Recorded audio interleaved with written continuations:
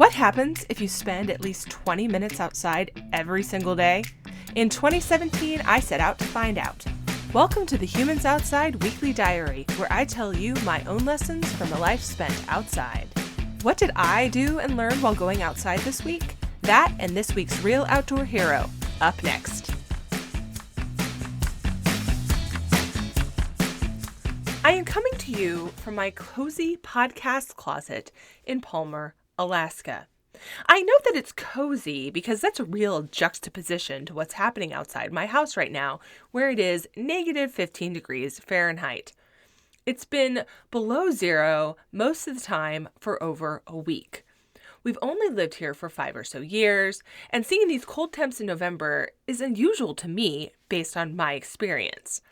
But I did a little research, and it seems that being this cold this early is indeed unusual. It sometimes is ridiculously cold like this in January, but not in November. Just a few weeks ago, it was in the 40s, for example. That's 40s above zero, not below. According to some data I just read, it rarely gets below -4 this time of year, but here we are. Getting that cold that quickly makes me feel like I've gotten thrown into a deep frozen end of the pool. No gentle on-ramp. And it means that instead of really coming to terms with the dark and the cold and the slow roll I'd prefer, the time changed, the sun started setting earlier, and I was wearing the biggest jacket I own all in the same moment. Wham, bam. In short, there was no time for attitude adjustment here.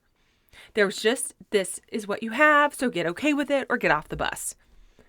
There is absolutely no doubt that getting outside is harder when the temperatures are like this.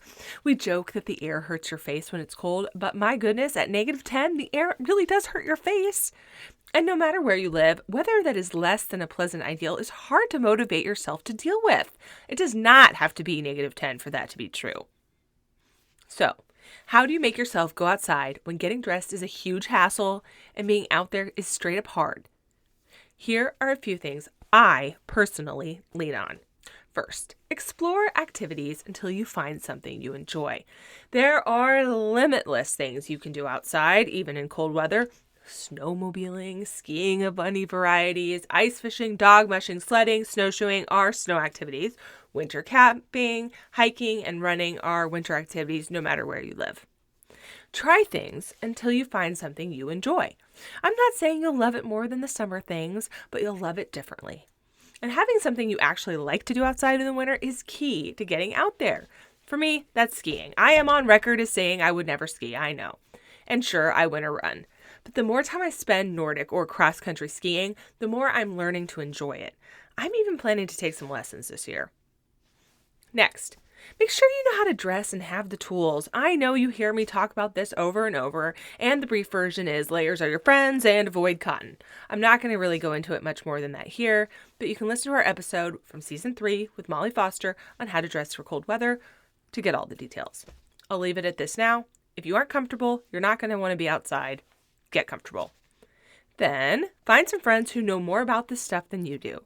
Back when we first moved here, during my first winter and before my outdoor challenge, I had absolutely no idea what I was doing. The photos of me getting ready to head outside are really funny now, but they also show the way I was trying and learning.